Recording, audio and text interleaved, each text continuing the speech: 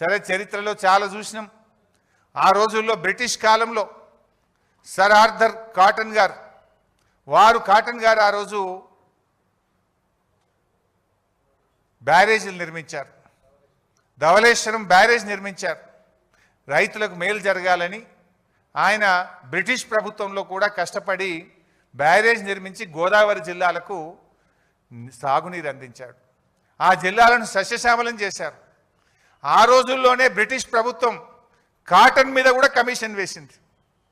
Cotton మీద హెమింగ్టన్ అనేటువంటి commission ఒకటి వేశారు. ఆ కమిషన్ 900 ప్రశ్నలు అడిగింది.